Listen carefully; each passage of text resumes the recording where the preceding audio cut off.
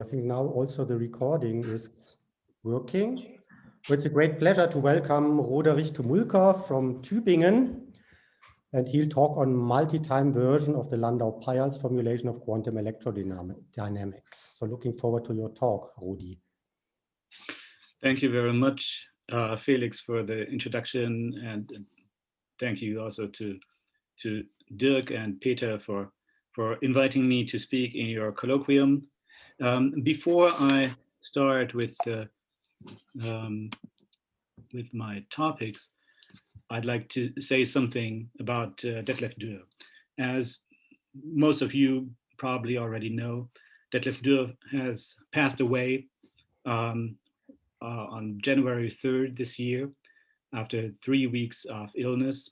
He suffered from COVID-19. And for me personally, that is a very big loss. Detlef was my PhD advisor 20 years ago.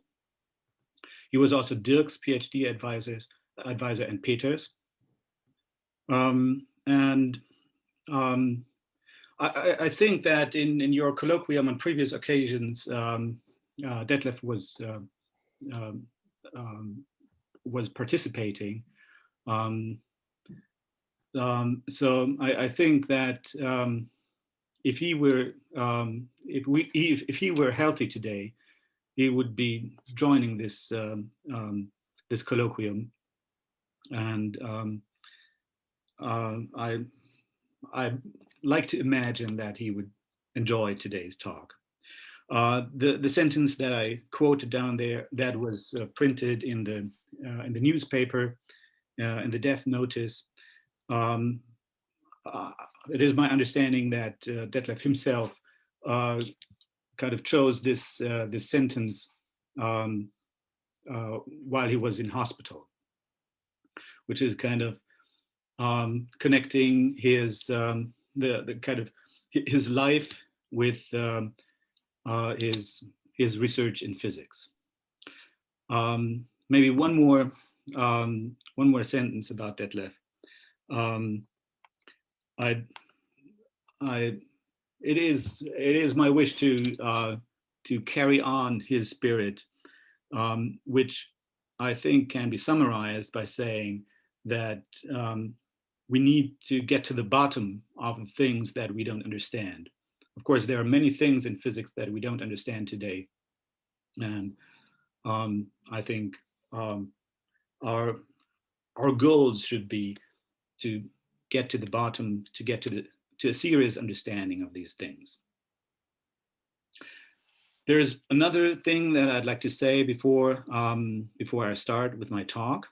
I'd like to mention a book that has appeared recently, 3 months ago, that I co-authored with Matthias Lienert and Sören Petrat about multi-time wave functions.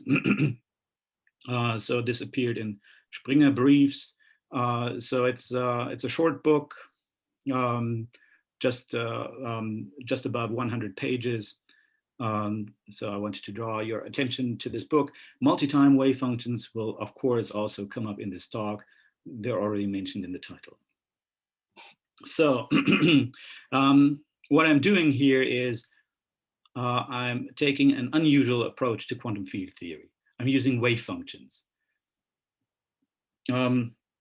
Now, sometimes people tell me, oh, in quantum field theory, you don't use wave functions, you use second quantization. That means you use operators, field operators that are functions then of space and time. I think this is actually a false conflict. I think there is no conflict between using field operators and using wave functions. It's kind of equivalent representations. But when you have equivalent representations, then I think it's sometimes useful to have these different ways of looking at things, because sometimes things are more easily visible or more obvious or more helpful from one perspective than from another. So here I want to talk about using wave functions in quantum field theory, and specifically a particle position representation of the quantum state vector. My talk will have to do with the 1930 model of Landau and Peierls for quantum electrodynamics, with multi-time wave functions, with an unusual kind of delta functions, with the problem of Born's rule for photons, and with interior boundary conditions. So these are some keywords. Part of my motivation for considering the particle position representation in quantum electrodynamics or other quantum field theories is to explore the possibility of a generalization of Bohmian mechanics with world lines for electrons and photons that can begin and end. I think that also, apart from this motivation, also for other reasons, it can be interesting to explore the possibility of a particle position representation of a quantum field theory or quantum electrodynamics in particular.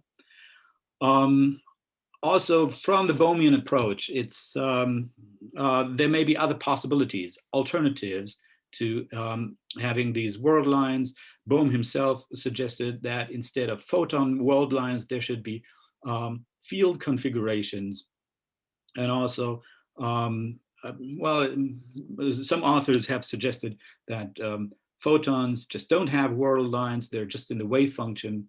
Maybe there are several possibilities, but this is a possibility that I'd like to get to the bottom of. I'd like to understand whether it can be done or how it can be done. So, which brings me to Landau and Peierls. In 1930, they published an article in Zeitschrift für Physik. I've copied the title and abstract here. In this article, they basically tried to write down quantum electrodynamics as known at the time in the particle position representation. They wrote down an equation, a Schrödinger equation, an equation for a wave function in the particle position representation. And this was describing a simplified version of QED in which electrons can emit and absorb photons. So in the following, I write X for any electron variable and Y for any photon variable. The model is simplified in that positrons were not considered, negative energies are not excluded. I will just not worry about them. So the wave function then is, you could say, an element from a tensor product of two Fock spaces, a fermionic one for the electrons and a bosonic one for the photons. So you could then, as a particle position representation, you could write the wave function as a function on a configuration space of a variable number of particles. So the configuration space here written as script Q would be could be decomposed into various sectors corresponding to the number of particles, the number of electrons, and the number of photons. Then each sector would just be a Euclidean space of dimension 3m plus n. Okay, so the wave function could then be written as a function of these variables, these 3m plus n variables. Now, the actual Hamiltonian that Landau and Peierls wrote down is a bit complicated. So I will try, actually, the entire talk, never to write down what actually the Hamiltonian is that that Landau and Peierls wrote down, but I will give you information about it in a different way. First, it's based on certain free Hamiltonians, and then there are certain particle creation and annihilation terms. So the free Hamiltonian for the electron is the one that you get from the Dirac equation. And for the photon, you assume that the free photon equation is the Maxwell equation, or a complexified Maxwell equation. Here the square brackets mean anti-symmetrization in an index pair. I've also written down what that means. And then the Maxwell equation. Can you see my pointer? Okay, good. So the Maxwell equation is usually written as these two equations here.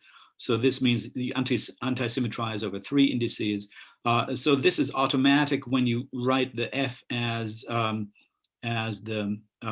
exterior derivative of a vector potential A mu, and this is the other Maxwell equation with source term J nu. And now if you express that in terms of A, then this is what you have if you set the source term equal to 0, which would be for the free photon equation. Okay, this of course gives you a second order equation then. So for example, the 1,1 sector of the wave function, so that would be the part for 1 electron and 1 photon, then the wave function has these 6 variables, the electron position and the photon position, and several indices, 2 indices, one index S that runs through the 4 dimensions of the Dirac spin space, and an index mu that runs through the 4 dimensions of Minkowski space that comes from the mu of A mu. Okay, so for example, a 1 electron, 1 photon state that's disentangled could be written in this form down here. You take some Dirac wave function times an A mu. So that's the basic idea of how to write this as a function of positions. Now, what we've done here is to recast this into equations for a multi-time wave function. So Landau and Peierls used a single-time wave function. So their model is actually relativistic in content, in contrast, for example, to the Pauli-Fierz model, which is somewhat similar, but kind of explicitly uses non-relativistic dispersion relations. Now, if you would like to prove that this Landau-Peierls model is actually relativistic, then it's advantageous to have it in a form that's actually manifestly Lorentz invariant. And using positions in space, that is much more easily obtained by using a multi-time wave function. So a single time wave function of n particles would be a function of these n points in space and one time value, whereas a multi-time wave function would be a function of n points in space time with the so you would have a separate time variable for each particle. Now, if you set all of these time variables equal, then you would expect to obtain back the single time wave function. Now, the idea of multi-time wave function dates back to the same time. So it was, as far as I know, first mentioned by Eddington in 1929. Dirac proposed some equations for that together with Fock and Podolsky. He also proposed some kind of multi-time model of QED, which I will say more about later. And Bloch had some contributions about the same time. Now, here I said the multi-time wave function defined on R to the 4n. In reasonable theories, the domain for a multi-time wave function should rather be the set of space-like space-time configurations. So a space-time configuration would be several points in space-time. So M4 means 4-dimensional Minkowski space-time. Okay, now we want to consider space-like configurations where any 2 points in this configuration are space-like separated. Let's also include points where 2 particles are at the same location. So now this, for any number of particles, that would be the set of space-like configurations. Let's say for 1 particle species, what we need in the end is for 2 kinds of particles, X and Y's. Well, you can guess what the definition would be. You allow any number of X points, any number of Y points, and any 2 of them have to be space-like to each other. 2 X's have to be space-like, 2 Y's, or X and Y have to be space-like to each other. Okay, so then the full wave function that we're looking at, it looks like this. So it's Mn sector would depend on m spacetime points for the electrons, n spacetime points for the photons, and corresponding indices. Of course, for every electron, you have an index in spin space, and for every photon, you have an index mu. Good. Now, rather than telling you what Landau and Peierls' original equation was, I directly tell you what the multi-time equations are, because they're simpler than that.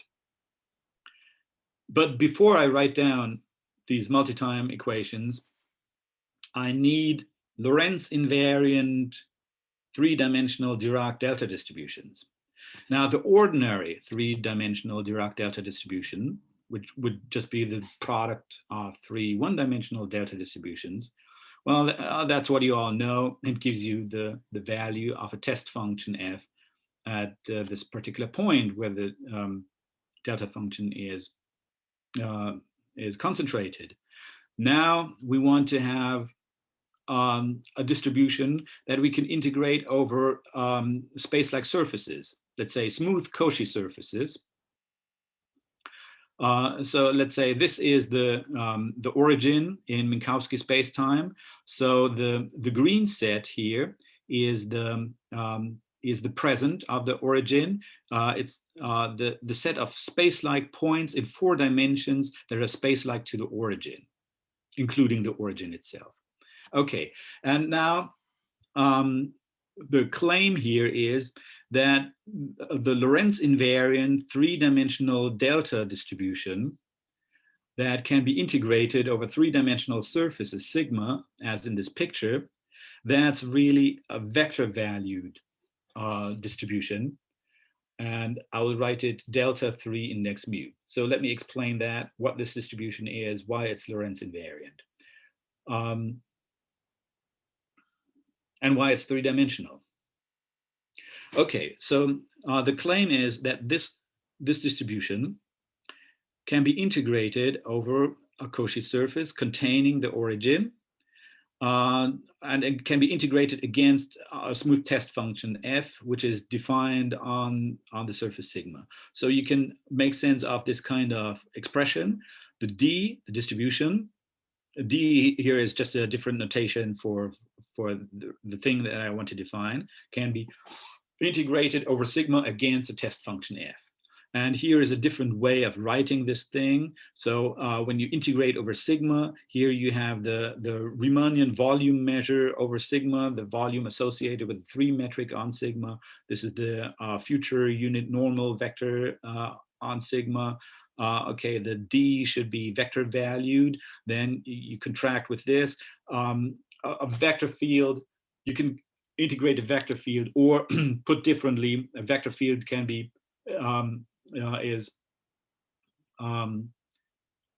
you can translate that metrically into one form, or one form is Hodge dual to a 3 form. A 3 form is what you can naturally integrate over a 3-dimensional surface. So basically, this index here reflects the fact that you can integrate 3 forms. Okay, and the key property that is the analog of this relation here is that what you get out is the value of the function at the origin. Now this property here, equation star, is, well, obviously Lorentz invariant. If you apply Lorentz transform to everything, then the f of 0 doesn't change. But it's not obvious that such a distribution exists. Here is how you can construct such a distribution. First, define this distribution, d tilde, a distribution now on 4-dimensional Minkowski spacetime. This thing is not Lorentz invariant. It's kind of obvious that this is not Lorentz invariant. Okay, and this is defined using the ordinary 3-dimensional delta distribution as up here. Okay, so this would be like the charge current associated with a point charge that's sitting on the time axis. Okay, now you said I restrict that to the green set here, to the space-like points. That means, whereas the d tilde, I could I could integrate it over any surface, like say a space-like surface that cuts through the time axis. Now I will consider only surfaces that that pass through the origin, space-like surfaces that pass through the origin. And now a calculation confirms that this distribution actually satisfies the this characteristic equation star, which means that although the d tilde was not Lorentz invariant, its restriction to the green set, the space-like points, actually is Lorentz invariant. As a consequence of that, if instead of the d tilde, which is concentrated on the time axis, you had applied any Lorentz transformation to the d tilde, which would be like the charge current vector field associated to a charge moving at a different speed. So you would replace the time axis by some other time-like straight line. Then still, if you restrict it to the space-like points, to the green set, then it's the same. It's the same distribution. It acts in the same way on surfaces sigma that pass through the origin. An alternative way of proving that is to consider the free Dirac propagator S on Minkowski spacetime, which is a matrix value distribution that is characterized by this equation here. This equation is how to compute the solution psi of the Dirac equation from initial data given on the t equals 0 hyperplane. So that's why it's called the propagator. It is known in the literature that this S, this matrix value distribution, is Lorentz invariant. So when you apply this distribution S to a test function f, you integrate over over sigma. You include a factor gamma mu because you need a vector field or a three form in order to integrate it over over sigma. Then, because of Lorentz invariance, you can now, you don't change the integral if you apply a Lorentz transformation to everything that's there. So instead of sigma, now you get sigma prime. You have Lorentz transformed the sigma. Instead of f, you get an f prime, Lorentz transformed. But since S is Lorentz invariant, it doesn't change. Since the gamma is Lorentz invariant, it doesn't change. So you can do the Lorentz transformation in such a way that the tangent at the origin becomes horizontal. Then you can evaluate, and then you get the 4x4 identity matrix times f of 0. Is there a question? Okay. If there's any question, just interrupt me. Okay, so then this means that that S times gamma mu is just the identity matrix times the desired d mu, which can be used to prove the existence of d mu. So upshot of all this is that there is a distribution, the three-dimensional delta distribution, which actually has a mu index if you want to deal with it in a Lorentz invariant way. Okay, and now with this tool, I can write down the equations that I want to talk about, the multi-time version of the Landau-Peierls time evolution.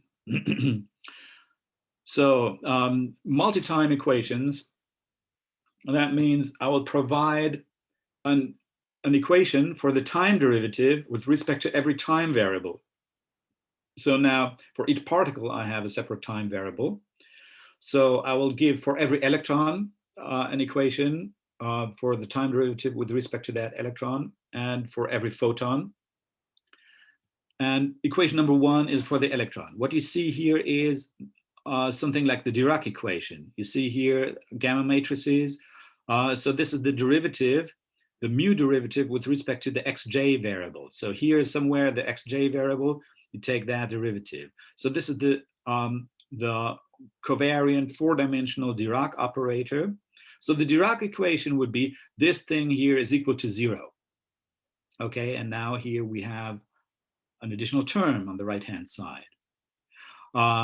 This term actually comes from a different sector. This is what you see here, n+1. So this is a particle annihilation term. So something that couples the two different sectors, something that corresponds to the absorption of a photon by an electron.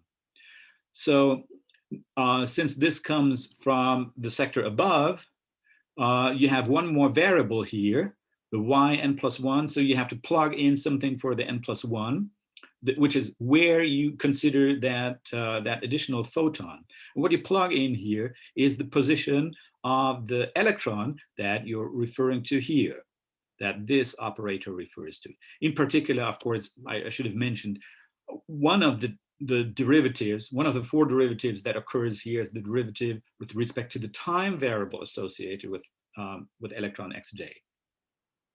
Okay.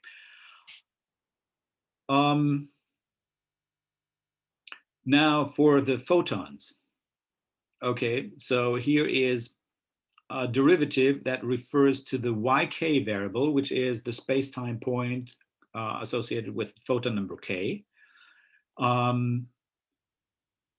Okay, I will say more about this particular equation on the next slide. Here, the square brackets again mean anti-symmetrization. So what you see here is that in the psi, with respect to the index mu k, it's something like the a mu. And now taking a derivative and anti-symmetrizing gives you something like the f mu nu. So this expression here is something that like the f mu nu, and taking another derivative of that, you see that's something that happens in the Maxwell equations. So the free Maxwell equation would be this expression here is equal to 0. Now there's an additional term, and you see here the three-dimensional delta distribution. Okay, and then there's a third equation. Here, mu equals 0 is left out, so this is actually not Lorentz invariant. Here, these other equations, you already see it's manifestly Lorentz invariant. It's written in a Lorentz invariant form. Okay, so this here looks very much like a Coulomb gauge condition. Okay, so here's a bit more detail about each of the equations. So the first equation, I already said, oh, this is kind of similar to the Dirac equation. Let's go a bit. I have a small question. Can you tell what's the subscript of psi mean when you write psi mu k? What does that mean? Did I have that on the previous slide? Yeah. Go back. Mu k. Okay, yeah, so that means the following. The psi for m electrons and n photons has many indices. It has an index for every electron, S1, S2 up to Sm, and an index mu for every photon, mu1 up to mu n. Now, here I went to the trouble of writing explicitly all the variables, x1 through yn, but I didn't do that for the indices. It becomes too, it looks too difficult then. So what I did was, if there's an index and nothing happens to it, I just don't mention it. But if there's an index and something happens to it, I write that index. So here, this means that only the index mu k, the index of the kth photon, which is exactly the particle that this equation refers to, something is happening with this index. And here's what it is that's happening. We insert the value nu for mu k. Okay, the index nu also appears on the other side of the equation. Here's where it is. Okay, so here we insert the index nu for the index mu k. And on top of that, then here we have the index mu, and here we have the nu. We anti-symmetrize in that index pair. And after anti-symmetrizing, or it doesn't matter whether you say after or before, you also contract the mu with this index here. Okay. Okay. Thanks. You're welcome. Good. So here, now the connection between equation 1 and the Dirac equation goes even deeper. It's not just that if you replace the right-hand side by 0, you would just have the Dirac equation. But even the right-hand side connects with the Dirac equation, namely with the Dirac equation with an external electromagnetic field. So suppose you have a one-particle wave function, lowercase psi. So here's the Dirac equation with an external electromagnetic field given by the vector potential A mu. Okay, so here's what the equation is. That's an equation you all know. Okay, now do that, say, for a multi-time wave function. Let's say non-interacting particles, but they feel external potentials. Let's say the electrons feel external potentials. Okay, usually, maybe first I should say, if you have non-interacting particles, then it's very easy to write down the multi-time equations. Just for each particle, you write down the Hamiltonian, the Schrödinger equation of that particle. And you just, as the time variable, you use the time variable of that particle. So here I've written down what that would mean. So you get m equations here. You get one equation for every particle. You could solve this equation for the time variable, for the derivative with respect to the time variable of that particle. Gamma index J means it's the gamma matrix acting on the index Sj associated with the particle Xj. Okay, and so this is really a set of m equations. And this is what you would have if each of the electrons feels a particular external field.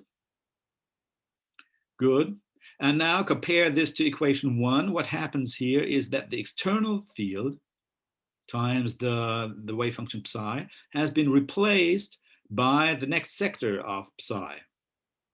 So the role of the vector potential A mu is now played by the wave function of the next photon. Well, you may still worry about this factor square root of n+1. Actually, my advice is just don't worry about it. It's a matter of a normalization convention. It depends on whether you use ordered or unordered configurations. Actually, if you use unordered configurations, which actually is more physical, then this factor doesn't appear. But then other things become kind of more difficult to explain and more difficult to write down. That's why I'm using ordered configurations here. And then it comes out that you have this, combinatorial factor, basically because by ordering, you overcount configurations. You have the same configuration appearing several times. Okay, the next equation. Now compare this to the Maxwell equation.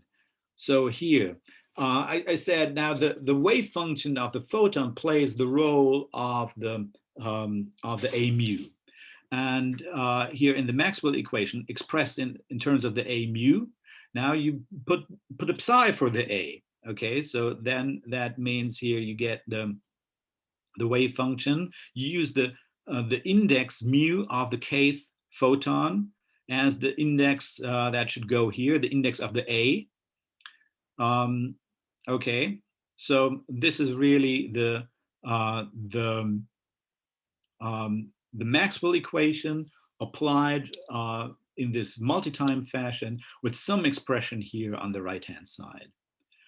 And even this expression here on the right-hand side, again, there's this combinatorial factor, which doesn't mean much physically.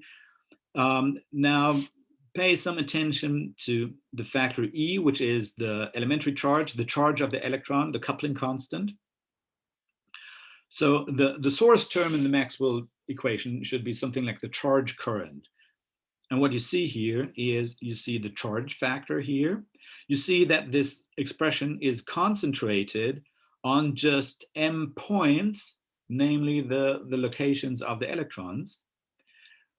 And there, then you have these gamma matrices.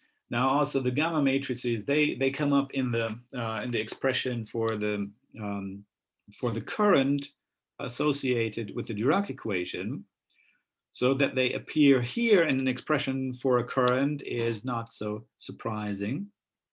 And what you have here on the right-hand side is an expression. Well, if you want to say that now the wave function of a newly created photon is a three-dimensional delta function, then the remainder of the term should be a function of n-1 photons, which is exactly what you have here. So this is like a particle creation term responsible for the emission of photons from the electrons. And equation number 3 is just the multi-time analog of the Coulomb gauge condition in correspondence with the analogy between a mu and the psi that we've already mentioned. Here's another way of arriving at these equations 1, 2, 3, the 3 multi-time equations. You could start from field operators and define the multi-time wave function in terms of the field operators. So the field operators here have hats, so the psi hat and the a hat. The phi is any vector in Hilbert space representing the quantum state, and the empty set symbol here represents the vacuum state. Keep in mind we don't have positrons here, so and we allow negative energy electrons. Okay. So now, taking this as the definition of the multi-time wave function and assuming relations, natural relations of or equations for the field operators, which I've written down here, then gives you the equations 1, 2, 3.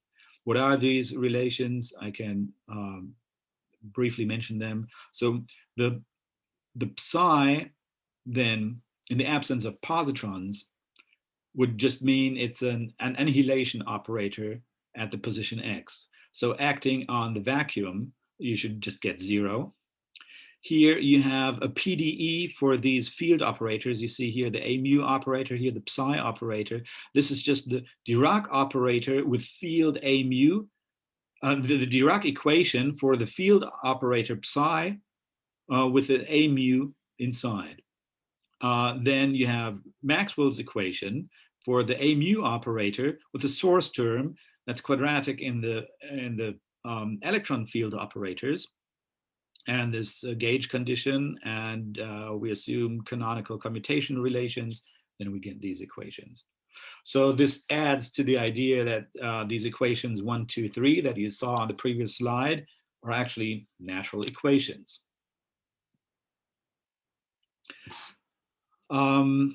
Now I will have to talk about gauge several times. Here, let me just make the remark that the multi-time approach allows for dealing with gauge more clearly. Landau and Peierls had to make a particular choice of gauge and build it into the very formula for their Hamiltonian. However, in the multi-time approach, you can more easily separate things. The gauge condition then appears as equation 3, an equation that is separate from equation 1 and 2. What is more, in the multi-time approach, we can switch between an a mu picture and an f mu nu picture. Here's how that works. Let lowercase d be the exterior derivative operator, or it could be written in this way. You take the derivative and then you anti-symmetrize. So if you apply this d operator to a, you get the f. But now if you have in the multi-time picture a psi with many photon variables, you can apply the d operator to a particular variable. So that will allow you for every single photon individually to turn a switch and say, I want to think of it or write it as an a mu, or I want to write it as an f mu nu. For example, consider a quantum state of 1 electron and 1 photon that are not entangled. And let's, for simplicity for a moment, drop all interaction terms, that is all creation and annihilation terms. Then entangled stays entangled, so also for all times. So then you can write this wave function as just a product of a certain one electron wave function and a certain one photon wave function. Now, if you apply this, this D operator to that, it will act just on the photon variables. It just involves photon derivatives, including photon time derivatives. So it will turn the A mu into an F mu nu. Nothing like that is possible in the single time approach, because any time variable is the common time variable for electron and photon. So if you take a time derivative, as you have to when you want to go from A mu to F mu nu, it would also affect the X and thus the psi, which is inappropriate here. It would give you more terms here. Okay, so more on gauge later. Now, okay, I've given you multi-time equations. Now I'm reporting that if you take the single time version, it actually agrees with what Landau and Peierls wrote down. So what does that mean? If you have a multi-time wave function, you have a separate time variable for each particle. Now you can choose to insert equal in one particular Lorentz frame to insert equal time variables for different particles, and then you're considering only simultaneous or horizontal configurations. And then what you get is a single time wave function.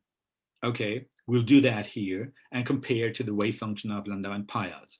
Before doing that, setting all time variables equal, Landau and Peierls assumed for every photon only positive frequencies, and they considered the F mu nu representation instead of the A mu representation. They called the wave function F. That's why I will call the wave function F here on this slide. Now, already before setting all time variables equal, you could take these steps and it would, in the multi-time framework, give you a wave function like this. So you take what I called psi before, which represents the A mu, you apply for each photon this exterior derivative operator, you turn the switch downwards so that you get the F mu nu. So now for every photon, you get something that has two indices, mu and nu. So for photon 1, you have mu1, nu1, and so on. So more indices now. Good.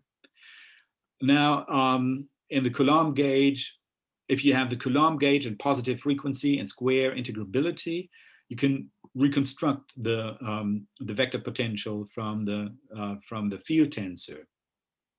The gauge condition then uniquely fixes the gauge. Here are the formulas for that. Here the delta means the Laplacian operator. So you take the inverse of the Laplacian operator, which is a pseudo-differential operator. Then using this, you can close the equations for F. You see, if you want to express everything in terms of F instead of psi, good, then in the equations that we had, we can take these derivatives, we can turn all the switches, but there's one place where we can't turn the switch. That is where the equation number 1, where the Dirac equation for the electron aspect of the wave function involved the A mu of the next photon. So there we had to compute the A mu, and this couldn't be expressed by F itself, except if you compute the A mu from the F. So this is how you close the equation. Then you restrict to equal times. Then from our equations 1, 2, 3, you obtain the Landau-Peierls one-time Hamiltonian that they wrote down in their paper, and a constraint equation that comes from the fact that the Maxwell equation contains not just time evolution equations, but also constraint equations. So you get their equations, except for a few exceptions. There are factors, these combinatorial factors, that are not there in the Landau-Peierls paper. It seems to me that they just forgot them. They're kind of not very explicit about what kind of convention they want to use about symmetrization. So maybe they just swept it under the rug. And there's, in a certain place in Landau and Peierls equations, there's a factor of 2 that I think is mistaken. Okay, whatever. So basically, these multi-time equations agree with the model of Landau and Peierls. Okay, Now, let me make the connection with interior boundary conditions.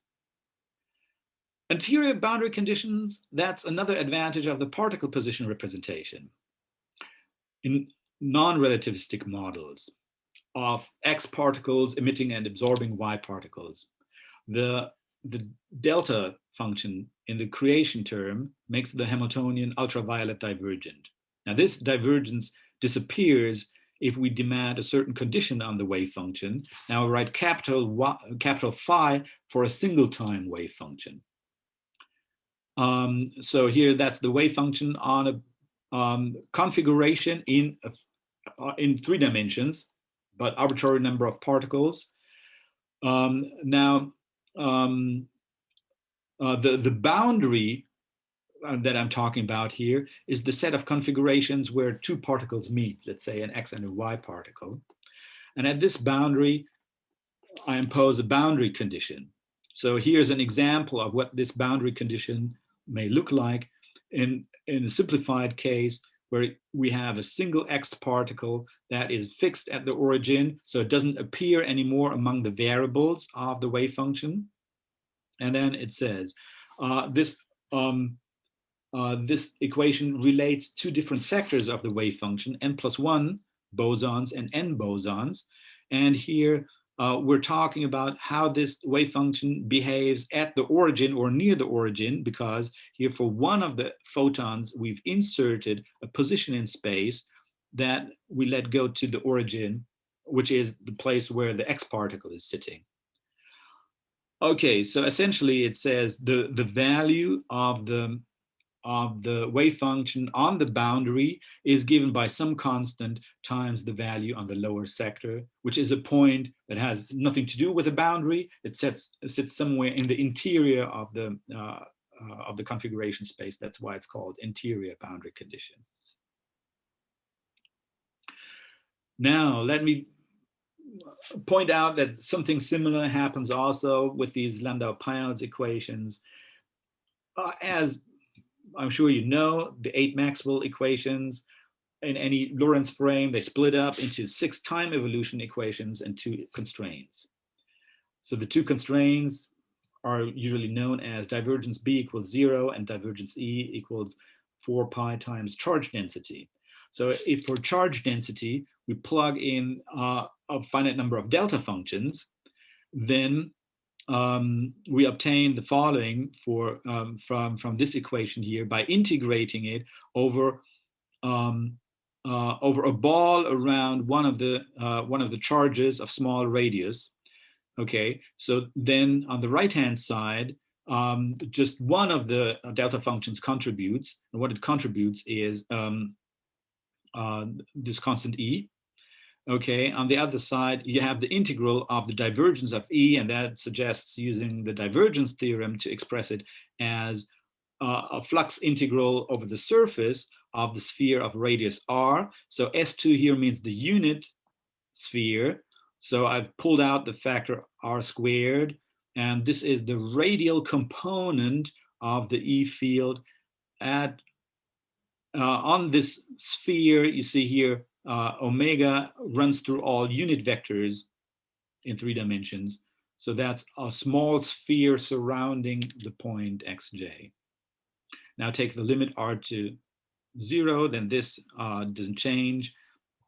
And here you have a kind of boundary condition saying that the boundary values of E at this point xj, the radial component has to diverge like 1 over r squared, essentially. Okay, if you apply the same thing to this multi-time wave functions whose y for the last y variable is like a Maxwell field. Okay, so this part here is like the field tensor. You see the f mu nu here, and the nu you have set equal to 0. So mu nu are now set to I0, which is the ith component of the electric field. Okay, you see here the dot product with the omega. So you're taking the radial component. Okay, and then it says, oh, this is the a term that you have on the right-hand side of equation 2. So what this says is that the wave function at this boundary where the photon number n+1 hits the electron number j, there the wave function has to diverge like 1 over r squared, or its derivative more precisely has to diverge. It's the f mu nu that has to diverge, not the a mu, like 1 over r squared at this boundary point. Now, in the non-relative example that I mentioned on the previous slide, this boundary condition played a big role for making the Hamiltonian ultraviolet finite. Now, if for this Landau-Peierls model, whether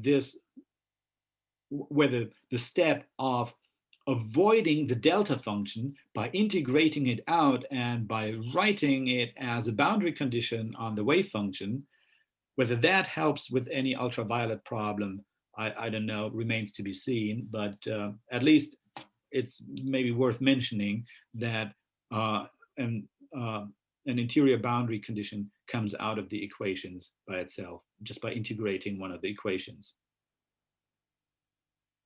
Okay, let me return to questions of gauge. Landau and Peierls in 1930 thought that the gauge condition that they were using was just a matter of convenience. They wrote in German, and the word that they used was bequem, convenient. Now this sounds as if any gauge condition could easily be replaced with any other gauge condition, like a choice of basis or coordinates. That's what you normally think of gauge conditions. Likewise, Matthias and I, when we started working on this, we initially expected that we could drop all gauge conditions. We expected we could just drop equation 3, which looks like a gauge condition altogether, use only equations 1 and 2, which were time evolution equations and constraints, one equation for the electron, one equation for the photon, and that's it. And we expected that the solution would be unique up to a gauge transformation, but that turned out to be wrong. It's actually wrong in several aspects, and it's a topic and a question that has many facets. Let me just explain one of them in some detail by means of a specific example. Consider the following example. Consider as an initial wave function at t equals 0. By the way, I should say, so usually for multi-time equations, you can specify initial data on some Cauchy surface, say t equals 0, all time coordinates equal to 0. And then the multi-time equations will define the multi-time wave function everywhere on the set of all space-like configurations. Good. So here we specify initial conditions at t equals 0. Let's say it's a pure, it's a state that's concentrated on just one sector, on the 1-1 sector, which means one electron, one photon. And let's suppose that the initial quantum state is a disentangled state. Here, I wrote it down. So here, other sectors, for example, specifically, that will be relevant soon, for the 1-0 sector, the initial wave function is 0. And for the 1-1 sector, so here's the initial wave function. Let's suppose it's given by this particular product, a disentangled state. Okay, now equation 1, which was the equation for the electron, the Dirac equation with the particle annihilation term on the right-hand side. Now, if I just specialize it to this particular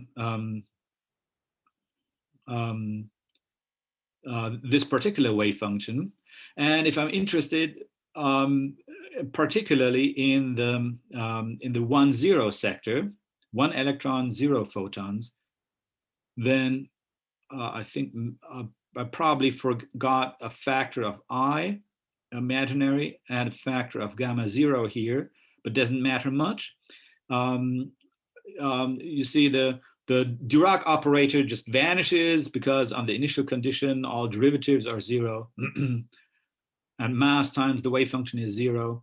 And what I get is this particle annihilation term from the n+1 sector. Here n is 0, so I get here the 1,1 sector. Okay, so I just copied what it is. And these factors E and gamma mu, they're written in equation 1 somewhere. Okay, so what this says is if I start out with 1 electron and 1 photon, then already after a short time dt, there's a certain possibility that I have 1 electron and 0 photons. So the electron could have absorbed the photon. Of course, why not? Now, let me consider the probability. The probability density of 1 electron at the point x, 0 photons. So I would take the 1, 0 sector of the wave function and square it. I want to look at this at time dt, which is as soon as something has happened. Okay, now I get this expression for that. So far, so good. So there's a certain probability for, so if I integrate this over all x's, I get the overall probability that there's only 1 electron and 0 photons. And specifically for every x, I get the probability distribution for where it would be conditionally on the assumption that there are 0 photons.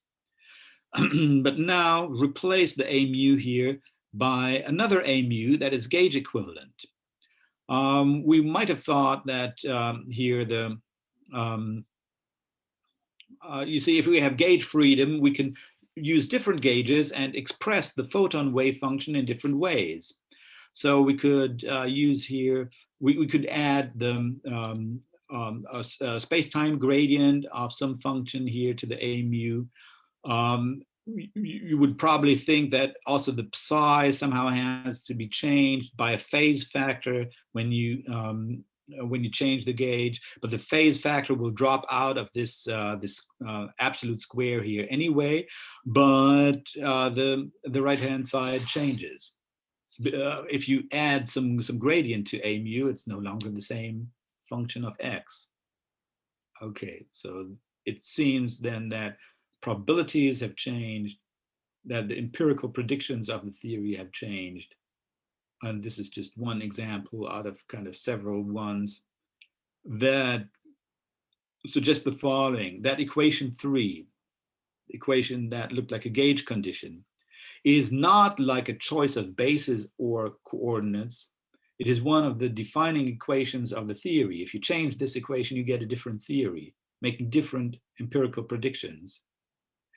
This means that among the possible equations that you could have for equation 3, only one can be correct, and all other possibilities would be incorrect, physically incorrect, which leads to the question, okay, which equation is the correct equation? And I have to admit, I don't know. Now, the next thing that I wanted to talk about is the problem of Born's rule for photons. Now, I'm not sure how much time I have left. Let's say including questions, 15 minutes at least. Okay, good. Then I will say more about this closely related problem here.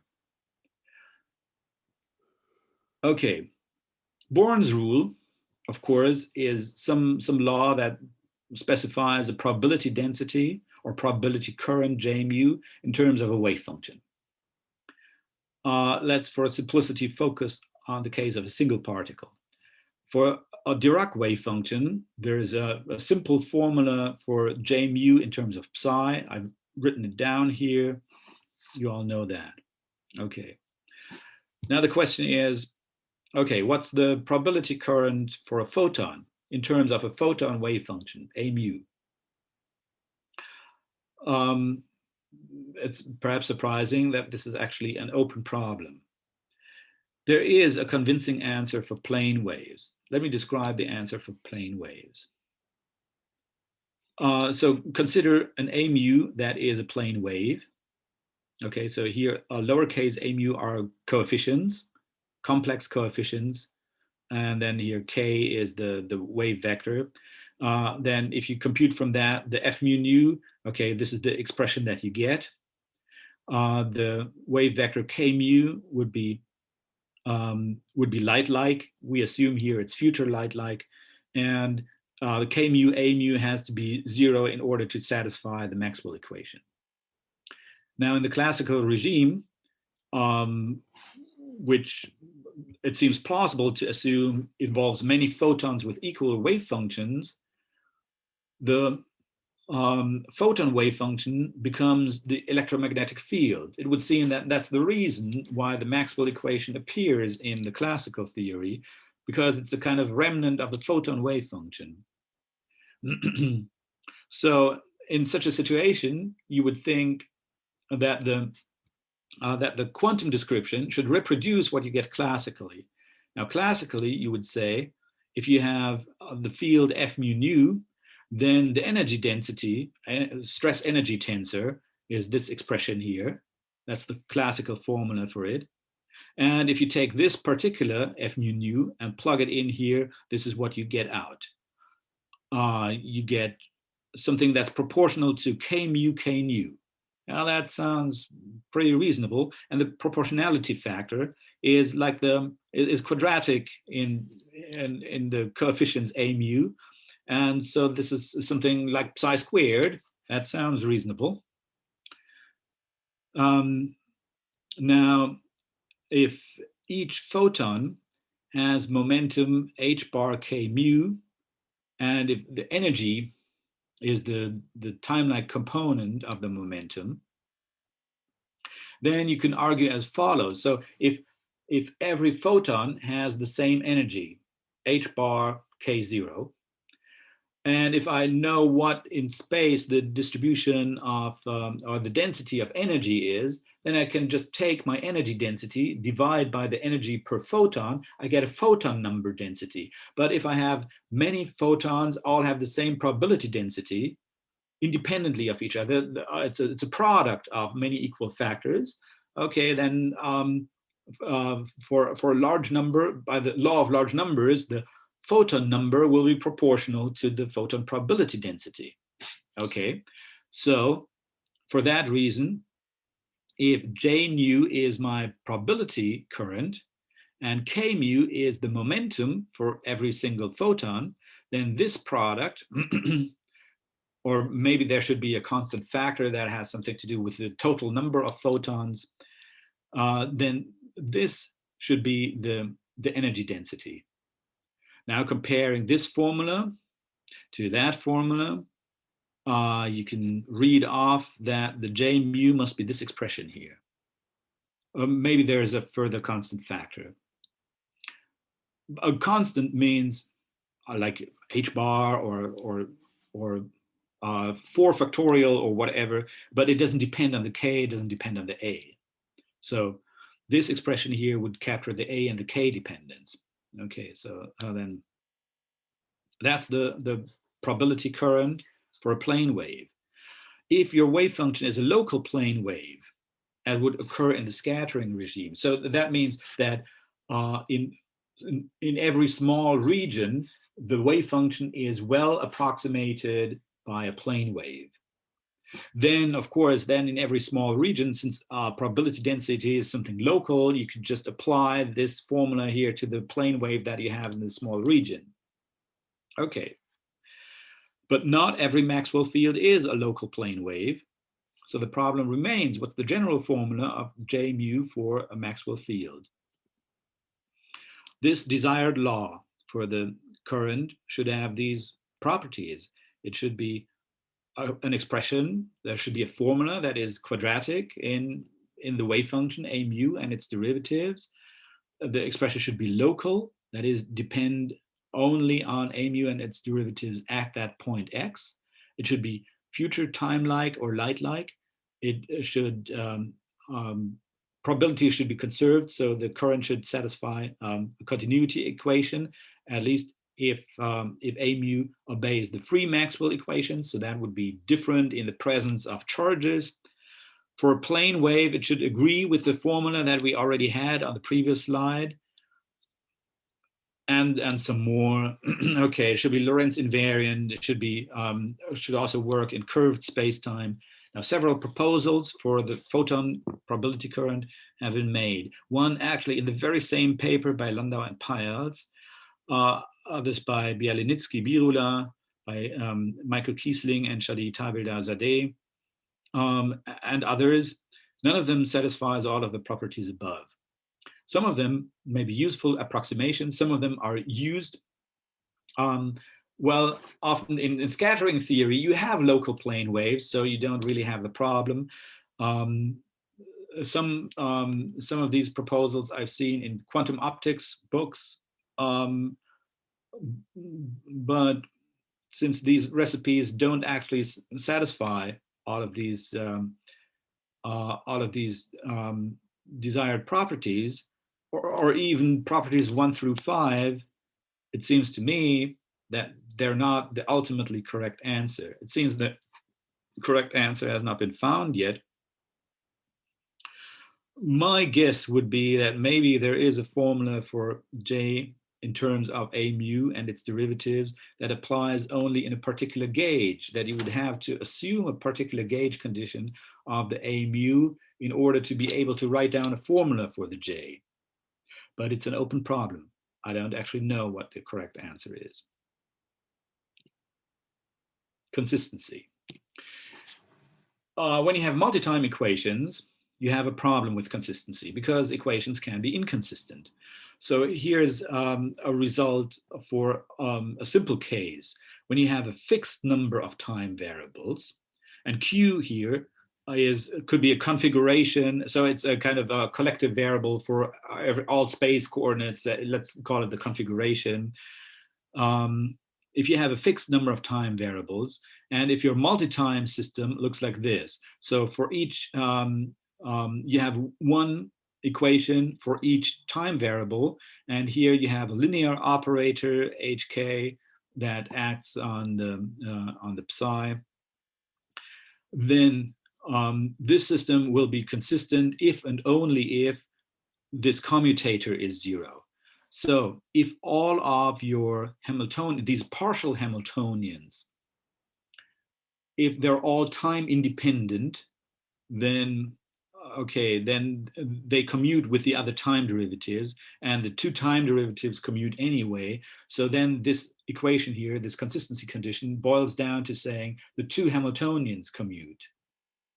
Well, or any 2 Hamiltonians, I should say. So I should have written this equation is required for any J and K. Okay, if the partial Hamiltonians are explicitly time dependent, then this is the general version. Okay, now here we have a situation where we're interested, where we need to figure out whether the system of equations is consistent, but it's more complicated because it has a variable number of time variables. So let me mention some consistency results. Okay, to say it first, we don't actually know whether these equations 1, 2, 3 are consistent. They better be consistent, otherwise they wouldn't actually define a physically meaningful theory. Let me report a few things about known consistency results. In a different model of QED, a multi-time model, due to Dirac, Fock, and Podolsky in 1932, that involves a fixed number of electrons and 1 time variable for each electron, and then 1 time variable for the quantized electromagnetic field. So you have a constant number of time variables, m plus 1. And now Bloch in 1934 kind of gave some heuristic argument why that should be consistent. He did some calculation. He computed these commutators that I had on the previous slides, and found them to be 0. A rigorous proof of consistency, since the original model is ultraviolet divergence, could be done by Lukas Nickel and Dirk Deckert. Dirk is here in the audience, of course, after introducing an ultraviolet cutoff. Here's for another model that involves a variable number of time variables. So like the Landau-Peierls situation, we have a variable number of X particles and a variable number of Y particles, each with their own time variables, and X particles can emit and absorb Y particles.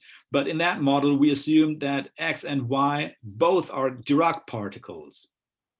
Then on space-like configurations of X's and Y's, we considered this multi-time system.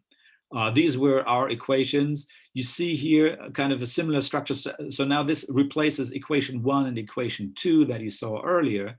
So I called it 1' and 2'. So here you see that's the equation for xj, for the particle xj, here the equation for the particle yk. And again, what you see here, here is the next higher sector that's on the right-hand side. And here you have the Dirac operator. So it's, again, a Dirac operator plus some term coming from the next higher sector, a particle absorption term. And here for particle yk, now, because we're assuming it's Dirac particles, we put here Dirac operator, and then here we have a particle emission term. Okay, and for this we could, okay, so first we could give some non-rigorous argument for why that is consistent. And more recently, after introducing ultraviolet cutoff, we could also prove that this is rigorously consistent jointly with Sascha Lill and Lukas Nickel. Now this proof, the hope would be to adapt this proof for the situation of Landau-Peierls. Now this proof makes use of propagation locality and interaction locality. By this, I mean the following. Propagation locality means that wave function cannot propagate faster than light, and interaction locality means that there are no interaction terms in the time evolution law for the wave function between space-like separated regions. Now, actually, Matthias and I, we have long conjectured that these two properties are crucial for consistency in general, in the sense that for every one-time Hamiltonian satisfying propagation locality and interaction locality, there's a unique, consistent multi-time evolution on the space-like configurations satisfying propagation locality and interaction locality, and agreeing with the time evolution generated by the Hamiltonian age on horizontal, that is simultaneous configurations. Good, now let's assume that this conjecture is actually correct. Then what happens is that interaction locality is okay for the Landau-Peierls system, or our version of it. However, propagation locality is not so clear. The Maxwell equations are propagation local for the field tensor F mu nu, but it may depend on the gauge whether the evolution of A mu is propagation local. So for the time being, the problem remains open. In fact, it's connected to the problem of Born's rule, because one usually proves propagation locality by using that the current J mu is time-like or light-like. Okay, so I'm done. This is my last slide. To summarize, I find this approach by Landau and Peierls very attractive because the equations seem so simple and natural, and they become even more natural in the multi-time framework. So actually in the 1930s already, people could have written it in the multi-time framework. So I think that is a gap in the literature. Along the way, I've mentioned quite a number of open problems. I've mentioned what the IBC looks like. It would be nice to have a Lorentz invariant formulation of the IBC. I mentioned that equation 3, which looked like a gauge condition, there it's not so clear which equation would be the right equation. This is connected to the question of the Born rule for photons, which would be needed in particular for setting up a Bohmian version of this theory, of this model. The consistency proof remains an open problem. And of course, the question, what then about positrons and the Dirac sea? Thank you very much for your attention. Okay, thank you, Rodi, for this very nice talk.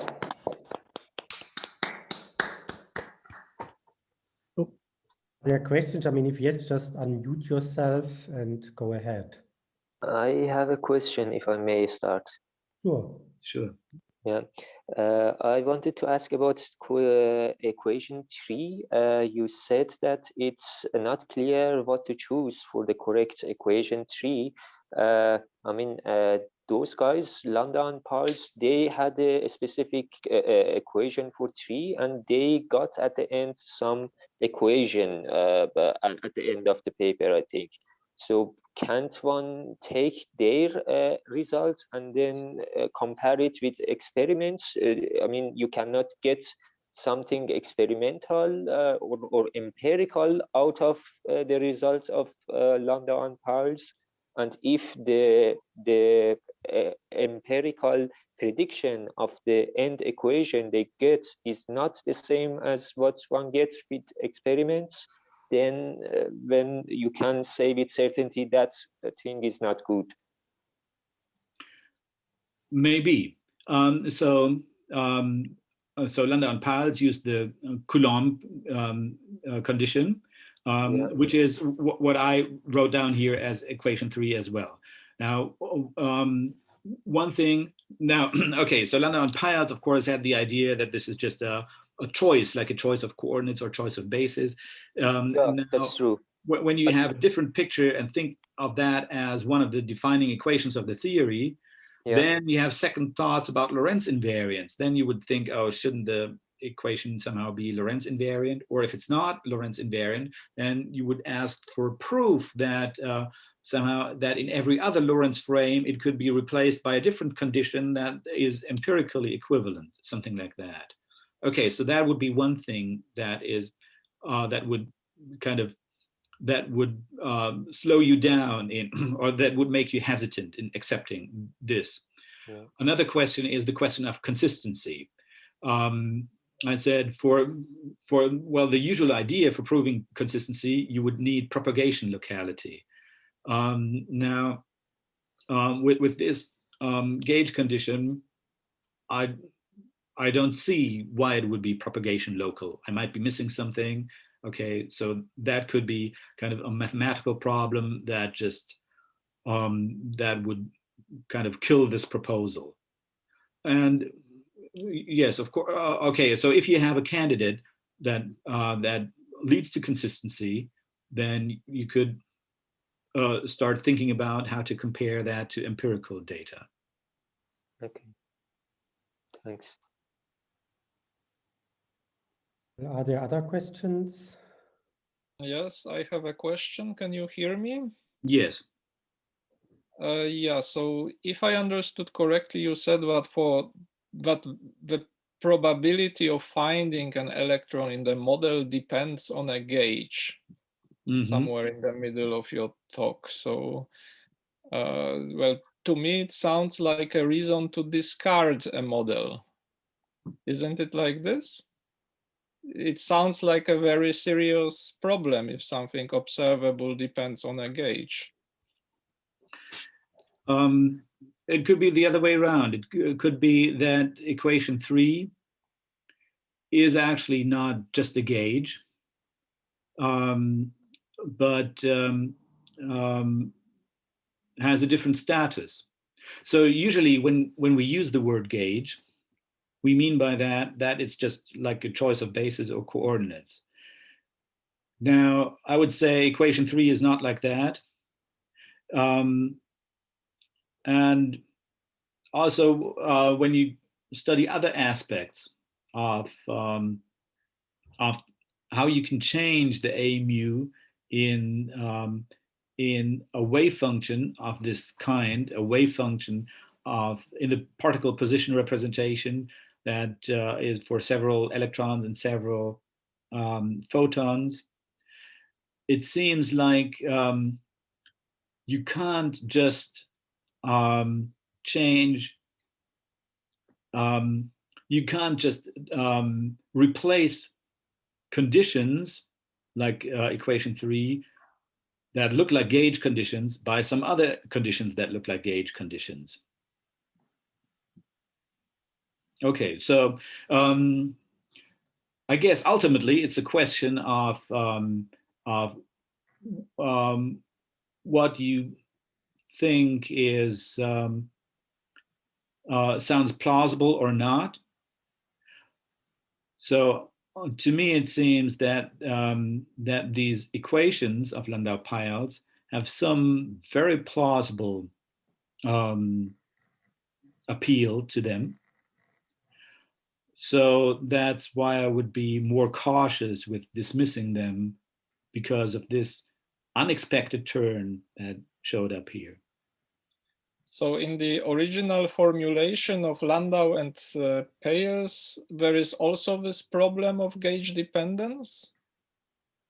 What they do is they assume this Coulomb gauge condition, and they say it's convenient. For our purposes, it's convenient to assume this particular condition, which makes it sound like, oh, they could also have chosen any other gauge condition.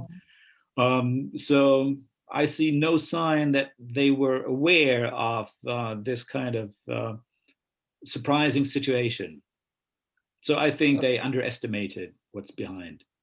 Yeah, but could it be that this gauge dependence only arises when you pass to the multi-time formalism? No. So for example, when I, okay, so Landau-Peierls gave a particular formula for the Hamiltonian. And in this formula, in the photon absorption term, there's an expression that actually includes the construction of the A mu from the F mu nu. Okay. Yes. And if you replace this part of the formula by a different element that would correspond to a different gauge condition, then the theory of Landau and Peierls would actually make different empirical predictions in the same way as I have on this slide here. I think Landau and Peierls were not aware of that. Well, it's a puzzling situation. Could it be that the problem is simply that one counts the number of photons wrong? I mean, like here, you just consider 0 photon state. But if you perform a gauge transformation, this becomes mixed with other subspaces involving a different number of photons. And if you transform everything correctly, then it works again. Is something like possible, or could it be possible? That's a thought. I cannot exclude that. And that's basically the reason why on the slide I wrote, it seems, I expressed myself in a cautious way. Something like that could be happening. Together with Matthias, we tried to find such gauge transformations that would do that, but we couldn't find any. We found, of course, we found certain classes of gauge transformations that left the dynamical equations 1 and 2 invariant, and these, however, these transformations did not remove the particular problem that I've mentioned on this slide here. No, changing a gauge in such a model is not a simple thing. You have to go through the Dirac brackets and everything. I would say it's a master thesis. It's not something you just sit down and compute. I can say the following. So here's something that we found. We found kind of natural looking, kind of convincing formula for applying a change of gauge to a multi-time wave function psi as the one I was talking about here, given a function theta, the change of gauge, of a real valued function on R4, on Minkowski spacetime. Okay, so it's a kind of a one particle change of gauge. So the idea would be you change electron wave functions by e to the I theta, you change photon wave functions by 4 derivative of theta. Okay, and okay, so when you put these ideas actually in some concrete formulas, it seems like there's a natural formula that you should be using, and that leaves equations 1 and 2 invariant, and it carries out this gauge transformation with this function theta. However, that means something like this. So at every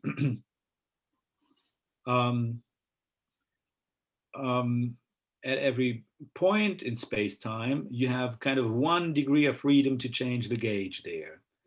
And this will actually not, this will not be enough in order to change all of your A mu's for different photons from one gauge to another. It will also not remove the particular problem that I pointed out on this slide.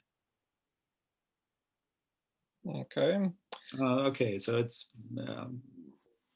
yeah, it's complicated. I think Claudio is.